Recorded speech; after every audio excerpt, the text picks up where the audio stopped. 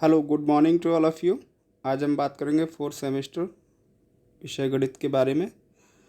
आज का जो हमारा टॉपिक है आंकड़े, आंकड़ों का प्रदर्शन, माध्य, माध्यिका और बहुलक। इस वीडियो के अंतर्गत हम इनकी बेसिक तथ्यों के बारे में बात करेंगे और इनसे संबंधित जो उदाहरण होंगे उनके बारे में एक अलग से वीडियो पर बात करेंगे। सबसे पहले हमारा जो टॉपिक है सबसे समझते हैं आंकड़े। आंकड़ा एक ऐसा साधन है जो सूचनाएं प्रदान कर समस्या को समझने में सहायता देता है। अतः आंकड़ों के संग्रह का उद्देश्य किसी समस्या के स्पष्ट एवं ठोस समाधान के लिए साक्ष्यों को जुटाना है। इसलिए सांख्यिकीय अनुसंधान के लिए आंकड़ों का संकलन सबसे प्रथम एवं प्रमुख कार्य है। आंकड़े के दो स्रोत हैं, प्राथमिक स्रोत और द्वितीयक स्रोत। इन्हीं स्रोतों के आधार पर इनको प्राथमिक आंकड़े और द्वितीयक आंकड़े भी कहा जाता है। प्राथमिक आंकड़ों की अगर बात करें तो वे आंकड़े जो अनुसंधान की क्रिया में प्रथम बार आरंभ से अंत तक बिल्कुल नए सिरे से एकत्रित किए जाते हैं, प्राथमिक आंकड़े कहलाते हैं। ये आंकड़े मौलिक होते हैं। इन आंकड़ों को प्राप्त करने की विधियां वैयक्तिक साक्षात्कार, डाक द्वारा सर्वेक्षण, प्रश्नावली भेजना, टेलीफोन साक्षात्कार आदि हैं। जबकि द्वितीयक आंकड़े जो होते हैं वे आंकड़े जिसे अनुसंधानकर्ता स्वयं एकत्रित न करके किसी अन्य अनुसंधानकर्ता द्वारा एकत्रित आंकड़ों का प्रयोग करता है, द्वितीयक आंकड़े कहलाते हैं। द्वितीयक आंकड़े प्राप्त करने का जो स्रोत होता है वो प्रकाशिक स्रोत, अप्रकाशित और अन्य स्रोत जैसे वेबसाइट इत्यादि या किसी डेटा का पहले से कहीं यूज़ किया गया हो वहाँ से उन आंकड़ों को प्राप्त करना। आंकड़ों का व्यवस्थीकरण और वर्गीकरण। अपरिष्कृत आंकड़ों को सरल, संक्षिप्त और व्यवस्थित ढंग से प्रस्तुत करने को आंकड़ों का व्यवस्थीकरण कहा जाता है ताकि उन्हें आसानी से आगे के लिए सांख्यिकीय विश्लेषण के योग्य बनाया जा सके। जबकि एकत्रित आंकड़ों को उनकी समानता एवं असमानताओं के आधार पर विभिन्न वर्गों व समूहों में विभाजित करना वर्गीकरण कहलाता है। आंकड़ों का जो वर्गीकरण किया जाता है उसकी कुछ विशेषताएं हैं, जैसे स्पष्टता, व्यापकता, सजातीयता, अनुकूलता, लोचदार मतलब लचीलापन होना चाहिए उनके अंदर, और स्थिरता। आंकड़ों के वर्गीकरण के कुछ आधार हैं। उन आधारों के बारे में अगर बात करें तो सबसे पहले कालानुक्रमिक वर्गीकरण, जिसमें वर्ष, तिमाही, छमाही, मासिक, साप्ताहिक आदि रूप से आंकड़ों को आरोही अथवा अवरोही क्रम में वर्गीकृत किया जा सकता है, यानी काल के अनुसार, समय के अनुसार। स्थानिक वर्गीकरण, इसमें जब आंकड़ों को भौगोलिक स्थिति जैसे देश, राज्य, शहर, जिला, कस्बा आदि के रूप में वर्गीकृत किया जाता है तब उन्हें स्थानिक वर्गीकरण कहा जाता है। गुणात्मक वर्गीकरण, जैसे विशेषताओं के आधार पर आंकड़ों के वर्गीकरण को गुणात्मक वर्गीकरण कहा जाता है, जैसे राष्ट्रीयता, साक्षरता, लिंग, वैवाहिक स्थिति इत्यादि। मात्रात्मक वर्गीकरण, इसमें भार, ऊंचाई, आयु, आय, अंक इत्यादि, जहाँ पर मात्रा की प्रकृति का प्रयोग किया जा रहा हो, मात्रात्मक वर्गीकरण कहलाता है। अन्य महत्वपूर्ण शब्दावली जिसका सांख्यिकी में प्रयोग किया जाता है, जैसे बारंबारता वितरण। जितनी बार कोई भी संख्या प्रयोग की गई है उसके अनुरूप हम बारंबारता सारणी तैयार करते हैं, इसको हम बारंबारता वितरण कहते हैं। वर्ग, निश्चित सीमाओं के विस्तार को जिसमें मदें शामिल हों, सभी पद जो होंगे वो शामिल किए जाएंगे, वर्ग कहा जाता है। जैसे 0 से 10, 10 से 20, 20 से 30, ऐसे जो भी हम वर्गीकृत आंकड़े होते हैं वो इसी टेबुलर फॉर्म में लिखे जाते हैं। वर्ग की सीमाएं, जैसे 10 से 20 या 20 से 30 या 0 से 10 जो हमने लिखा है, इसमें दो तरीके की सीमाएं हो गई, एक हो गई निम्न सीमा, दूसरी हो गई उच्च सीमा। फॉर एग्जाम्पल 10 से 20 में 10 निम्न सीमा है और इसे लोअर लिमिट, और 20 जो है वो उच्च सीमा है जिसे अपर लिमिट कह सकते हैं। वर्गांतर, वर्ग की ऊपरी सीमा और निम्न सीमा के अंतर को वर्गांतर कहते हैं, जैसे 10 से 20 का वर्गांतर 10 है। वर्ग आवृत्ति, किसी वर्ग में शामिल मदों की संख्या को उस वर्ग की आवृत्ति कहते हैं। जैसे मान लो 0 से 10 के बीच में 1, 2, 3, 4, 5, 6, 7, 8 ऐसे पद जो हैं वो 2, 4, 6 या 10, 15, 20 बार, जितनी भी बार आए होंगे अगर हम उन्हें लिख लेते हैं तो वो उसकी आवृत्ति कहलाएगी। मध्यमूल, ये वर्गांतर जो अभी बताया था वर्ग सीमा, जैसे 0 से 10 है तो दोनों को जोड़कर 2 का भाग देते हैं तो ये मध्यमूल निकल आता है, ठीक है, जिससे x सारणी में x के नाम से लिखा जाता है। अपवर्जी विधि, ये सारणी को लिखने के तरीके हैं ना।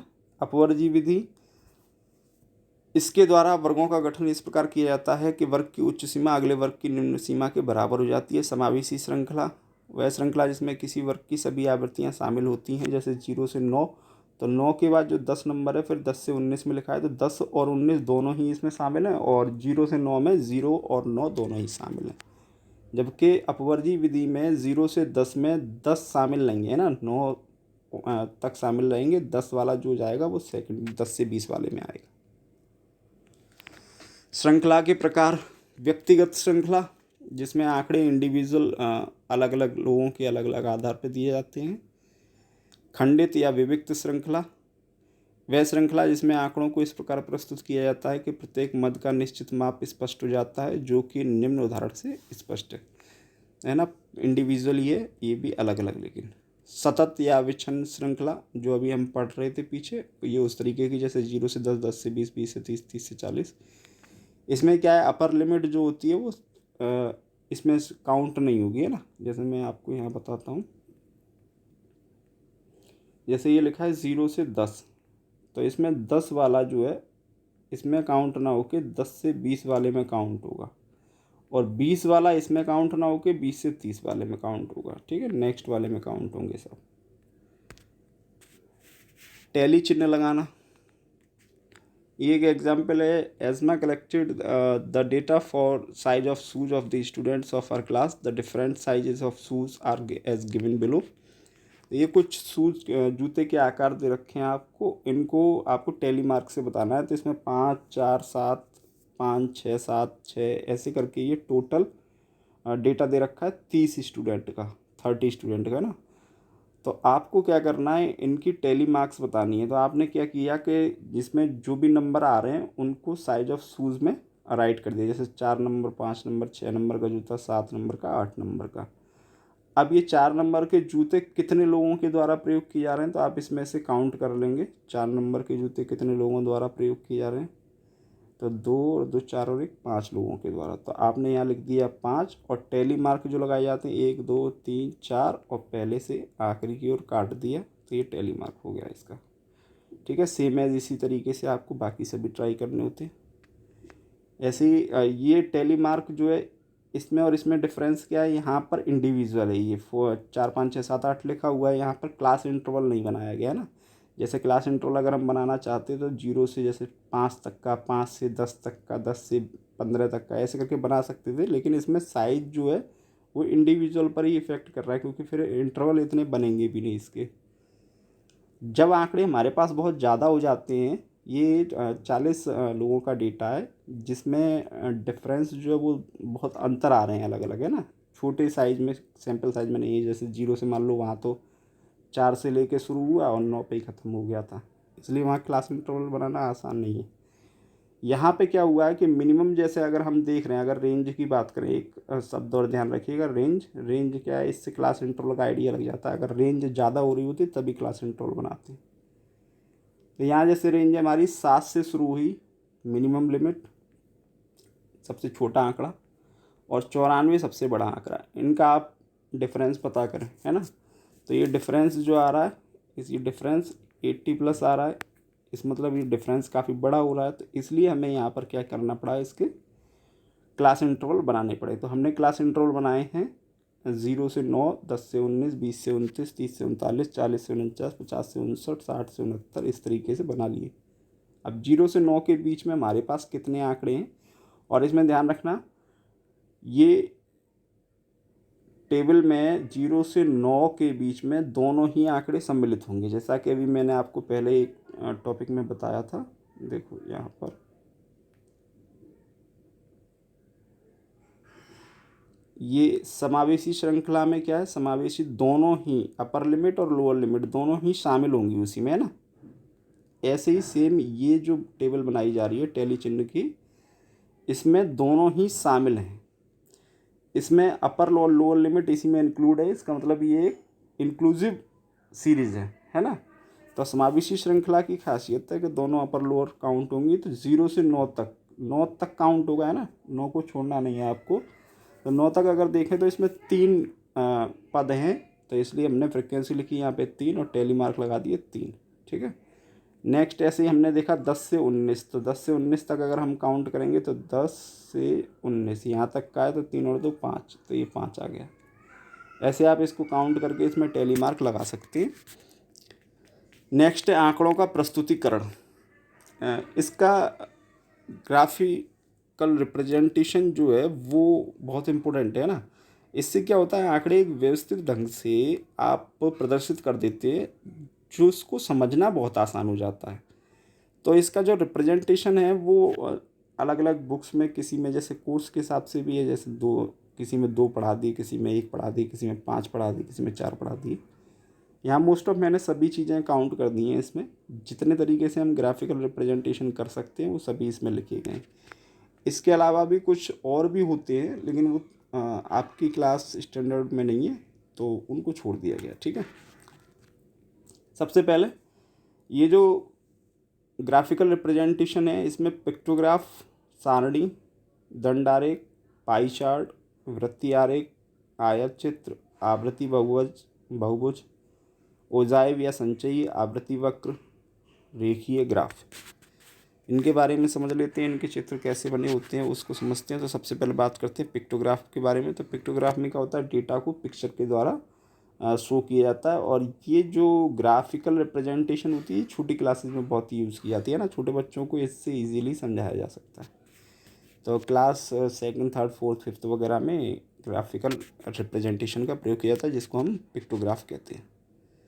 सारणी का, इसका जैसे समय सारणी होती है, विद्यालय की सारणी होती है, अपना टाइम टेबल वगैरह जो होते हैं, समय सारणी का प्रयोग किया जाता है, या रेलवे का टाइम टेबल जो होता है उस तरीके के लिए सारणी का प्रयोग किया जाता है। दंड आरेख, ये इंडिविजुअल डेटा होता है टाइम के साथ। जैसे ये महीनों के हिसाब से जनवरी फरवरी मार्च लिखा हुआ, अप्रैल नीचे है ना, शॉर्ट में लिखे हुए हैं पहले लेटर। और ये किसी चीज़ मासिक वर्षा का ग्राफ दे रखा है कि जनवरी में इतनी बारिश हुई, फरवरी में इतनी, मार्च में, अप्रैल में, मई में, जून जुलाई अगस्त सितंबर में इतनी बारिश हुई, अगस्त अक्टूबर नवंबर दिसंबर में इतनी हुई। तो ये इंडिविजुअल मंथ्स का डेटा है। तो जब इंडिविजुअल डेटा देना हो तो आप दंडारेख का प्रयोग कर सकते हैं। साथ में आप कंपेरेटिव अगर स्टडी करनी हो 2 या 2 से अधिक चीज़ों की भी, 2 3 4 जो भी, तो आप इस तरीके से उसका कंपेरेटिव डेटा बना सकते हैं। जैसे ये आयात और निर्यात का एक डेटा बनाया गया है, तो अलग अलग ईयर वाइज, जैसे 94 95 96 97 में, 98 99 में, 2000 2001 में आयात कितना किया गया और निर्यात कितना किया गया। आयात जो है, और साथ में देखो यहाँ पे संकेतक यूज है ना, आयात वाइट वाले बॉक्सेस हैं और निर्यात ब्लैक डार्क बॉक्सेस। तो इससे आप बता सकते हैं। पाई चार्ट, ये सर्कल में दिखाया जाता है। 2 तरीके से इसका रिप्रेजेंटेशन कर सकते हैं हम, एक % में कर सकते हैं और दूसरा डिग्री में कर सकते हैं। ठीक है। तो डिग्री में जो होता है तब इसका टोटल कितना बैठेगा, 360, सॉरी, कितना बैठेगा टोटल इसका सर्कल का, 360। और जब % में करेंगे तो टोटल कितना होगा, 100%। तो अगर आप यहाँ पर इसे देखेंगे तो अभी 14 42 17 10 9 8 इन सब का टोटल कितना होगा, 100%। और अलग अलग चित्र उसको रंगों से या डिज़ाइन से उसको दिखाया गया है कि ये कौन सी चीज़ किसको डिनोट कर रही है। जैसे ब्लैक वाले कलर से दिखाया गया है कि कुल बोया गया क्षेत्र, और हल्का डार्क ब्लैक जो है उससे दिखाया गया कृषि योग्य बेकार की पड़ी भूमि।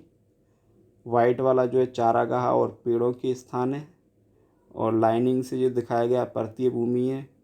क्रॉस लाइन से दिखाया गया कृषि के लिए अपर्याय, और डॉट गोले गोले से दिखाया गया है, ब्लैंक गोले जो बने हुए सर्किल, इससे दिखाया गया वन, जो ये वनों का क्षेत्र है। आयत चित्र क्या होते हैं, ये दंड आरेख और इसमें केवल डिफरेंस इतना सा है कि ये कंटिन्यूस अटैच होते हैं एक दूसरे से। ठीक है। दंड आरेख अलग अलग दिखाए जाते हैं, ये अटैच होते हैं क्योंकि ये जब स्कोर पर बनाए जाते हैं तो स्कोर कंटिन्यूसली लिया जाता है। जैसे 0 से 5, फिर 5 से 10, यहाँ ये है 0 5 10 15 20 25। ठीक है। तो कंटिन्यूसली एक दूसरे के साथ अटैच होते हैं, तो ये आपका आयत चित्र है। आवृत्ति बहुभुज क्या है कि आयत चित्र के ही मध्य बिंदु जो होते हैं उनको आपस में एक रेखा के द्वारा मिला दिया जाता है। स्केल से, फ्रीक्वेंसी पॉलीगन बोलते हैं इसे, स्केल से आप इसको ड्रॉ कर सकते हैं। ये लाइंस को।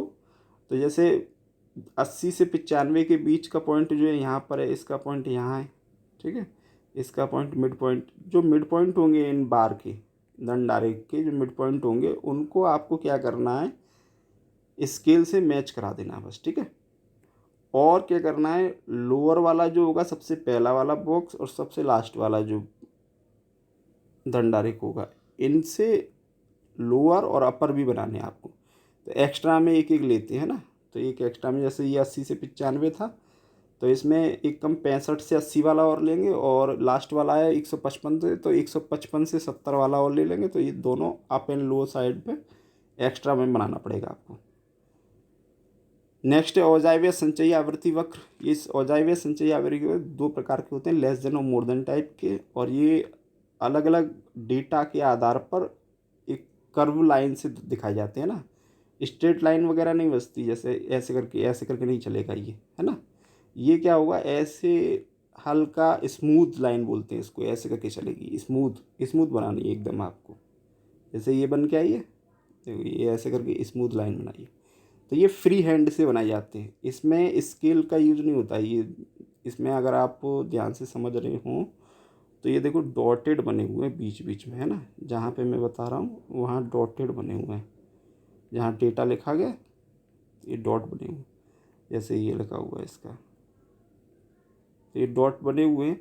तो इन डॉट्स को आपको फ्री हैंड मिलाना है। आप चाहें तो स्केल से मिला सकते हैं, लेकिन स्केल से फ्री हैंड जैसा काम नहीं आएगा, तो इसको हल्की पेंसिल से घुमाते हुए फ्री हैंड बनाएंगे तो ये औजाइव बन जाएगा, है ना। संचयी बारंबारता वक्र, आवृत्ति वक्र या बारंबारता। रेखीय ग्राफ और औजाइव एक ही तरीके के हैं लगभग। वह इसमें फ़र्क क्या है कि ये आप स्केल से भी ड्रॉ कर सकते हैं, और ये लीनियर होते हैं, इसमें आना बार वगैरह कुछ नहीं बनाया जाता। ये आपके ग्राफिकल रिप्रेजेंटेशन के तरीके थे। अब बात आती है मध्यमान की, माध्यिका की और बहुलक की। इससे संबंधित जो भी एग्जाम्पल्स वगैरह होंगे उनके बारे में डिटेल से बात करेंगे। अभी मैं आपको बेसिक चीज़ें बता दे रहा हूँ। हालांकि तीनों का ही प्रयोग एक तरीके से किसी भी डेटा या किसी भी आंकड़ों के एक तरीके से केंद्रीय मान के बारे में जानकारी ज्ञात करने के लिए प्रयोग किया जाता है, तीनों ही चीज़ का, ठीक है। सटीकता की बात आती है, इनमें थोड़ा थोड़ा डिफरेंस होता है। जहाँ हम आंकड़ों को इंडिविजुअली एक एक आंकड़े को उठाकर अगर प्रयोग कर रहे हैं तो वहाँ सटीकता ज़्यादा आ जाएगी। जहाँ आंकड़ों का प्रयोग नहीं कर रहे हैं या सभी आंकड़ों का समुचित प्रयोग नहीं किया गया है तो वहाँ सटीकता कम हो जाएगी, ठीक है। ये चीज़ का डिफरेंस रहेगा बस। बाकी अंकगणित की भाषा में जिसे औसत मान भी कहते हैं, सांख्यिकी की भाषा में उसी को मध्यमान अथवा माध्य कहते हैं। यह किसी समूह के प्राप्तांकों के केंद्रीय प्रवृत्ति को स्पष्ट करता है और उसके समस्त प्राप्तांकों का प्रतिनिधित्व करता है। एक एग्जाम्पल के तौर पे जैसे यहाँ पे बताया गया है कि मान लीजिए 50 अंक की एक परीक्षा हुई, 5 छात्रों के प्राप्तांक 15, 37, 23, 28 और 17 हैं। औसत निकालने के लिए क्या करना होता है, हमें सभी को जोड़ दो और जितनी ये संख्या है उतना डिवाइड कर दो। तो ये उसी तरीके का सिंपल औसत और मीन जो है एक ही तरीके का एवरेज मीन। माध्यांक या माध्यिका, माध्यांक वह केंद्रवर्ती मान होता है जो किसी समूह के प्राप्तांकों को ऐसे दो बराबर भागों में बांटता है कि एक भाग के सभी प्राप्तांक उससे अधिक होते हैं और दूसरे भाग के सभी प्राप्तांक उससे कम होते हैं। ये मिड पॉइंट के बारे में जानकारी बताता है। अच्छा, यहाँ पर चूँकि हम सभी का प्रयोग नहीं कर रहे हैं तो इसकी एक तरीके से वैलिडिटी, वैधता जो होती है वो कम हो जाती है माध्य की तुलना में। यहाँ क्या किया जाता है, आंकड़ों को उनके आरोही अथवा अवरोही क्रम में लिख लिया जाता है और जो भी मध्य में मान होता है उसको हम माध्यिका कह देते हैं। कैसे, फॉर एग्जाम्पल अगर आप समझना चाहें तो यहाँ पर हमारे पास ये 5 आंकड़े हैं, इनको हमने आरोही क्रम में लिखा तो 17, 21, 38, 40, 41, बीच का मान देखा 38, तो इसकी माध्यांक हो गया 38 माध्यिका, ठीक है। सिंपल इस तरीके से लिखते हैं। जबकि बहुलक की अगर बात करें तो बहुलक क्या होता है, जिसकी संख्या अथवा आवृत्ति अधिक होती है वो बहुलक कहलाता है। फॉर एग्जाम्पल मैं एक एग्जाम्पल यहाँ आपके लिए लिख देता हूँ।